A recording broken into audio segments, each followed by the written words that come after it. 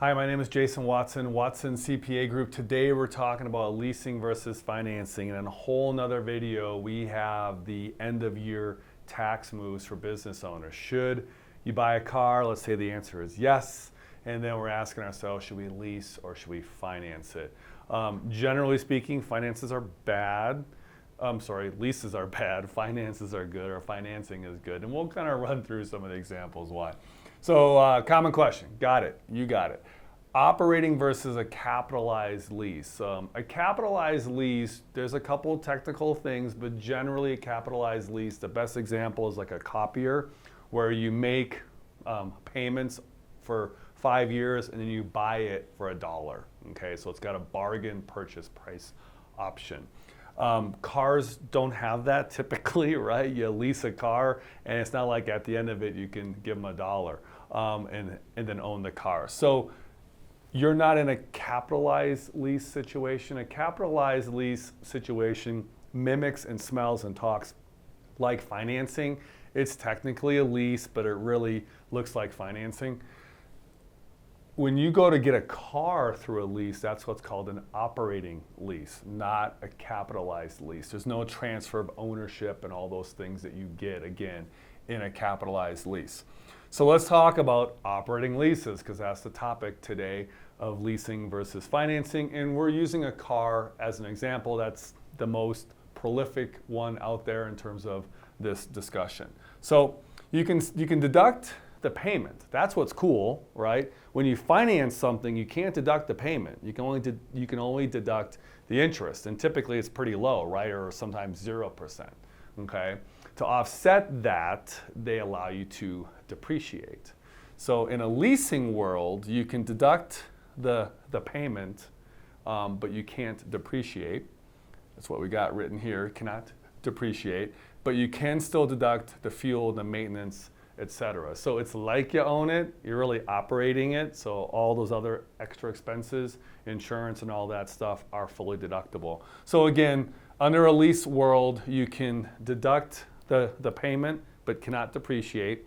Under a finance world, you cannot deduct the payment, just the interest, but you can depreciate. So there's the trade-off there. Let's talk about the components of a lease. If you subscribe to Dave Ramsey, I don't necessarily follow all of his work. I have heard a couple of things, and he calls a lease a fleece, like you're getting fleeced of your money. So it's kind of cute.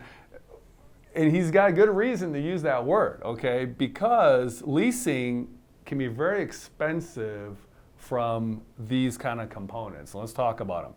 When you go and buy that $80,000 luxury car and you're considering leasing it, let's say for 36 months, the dealership or the leasing agent or whoever is going to do the money, they are looking at the residual value. What's this $80,000 luxury car going to be worth, let's say in 3 years from now? So as you can imagine, they drive that residual value down very, very low. So let's say that $80,000 car is only going to be worth $40,000 in 3 years, maybe even less, maybe $30,000. Okay, so they take $80,000 minus, and we'll use the 30. They take $80,000 minus the $30,000. That's $50,000. That's the degradation in the value of this lease. They're going to assign a capitalization rate, basically the rate of return that they want to earn on this $50,000. You can sort of look at that as interest rates. Capitalization rates can be anywhere from 6 to 10%. It's on the high side. And then not only that, they're also putting on mileage limits or mileage restrictions. They'll say you can only drive 10,000 miles or 12,000 miles. Unfortunately, in our world today, where going across town is a common occurrence, people just don't drive 10 or 12. They drive 15 to 18 to 20,000 miles per year. So you have a low residual value, you have a high capitalization rate, and you have a low mileage. All that makes leases very unattractive. Okay? Leases used to be, I believe, very popular for a lot of good reasons. Because you could get into a car pretty quickly. The payment was low. You didn't have to put a bunch of money down. like 3 decades when I was looking at buying my first car, they wanted all this money down and 6% interest. You're like, oh, you know. So leases became a great deal. They're a great deal also for, I think, a lot of fleet operations where maybe a company's got a bunch of executives and they just want to be done with it and lease. Sometimes they're paying more just for the simplicity or for the convenience. But for you, the individual, leases are generally going to be bad. Now, some of those leases require deposits. If you look at the fine print, like lease this new Mercedes, $469 a month, you're like $8,000 due at signing. Okay, well, that's the same as just taking the payment and bumping it up to $600. So a lot of financing now is 0%. So comparing the cash outlay, it's usually going to be cheaper just to finance. They're becoming similar to financing just in terms of their payments. It used to be in the past where lease payments were substantially lower than financing. Now it's not the case. And what's really cool with the Tax Cuts and Jobs Act, this is a tiny little thing, but there's no more 1031 exchanges on personal property like cars and other things, only real estate. There's some other exceptions there too, but that's the biggies.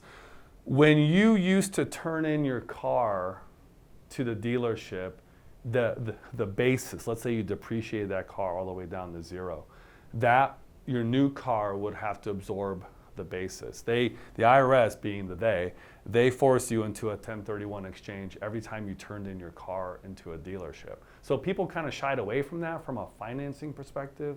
That's why leasing was more on the popular side. But that's gone now. So if you have $100,000 or an $80,000 car, you depreciate it down, you turn it back into the dealership, and they only give you a chunk of the car, and you have a basis that's higher than what they're willing to give you for trade-in, that could be a business loss to you, which is an advantage of financing. So anyway, leasing versus financing, understand these components. It's a big deal. Understand what an operating lease provides for you versus financing. Again, the biggest thing is you can't depreciate a operating lease, where if you were to purchase it or finance it, you can. Give us a call. We can walk you through this. Generally speaking, I'm going to shy you away from leasing unless there's some extraneous circumstances that make sense. My name is Jason Watson with the Watson CPA Group. Check us out online. Check us out our book. Send me an email. Give us a call. We're glad to help.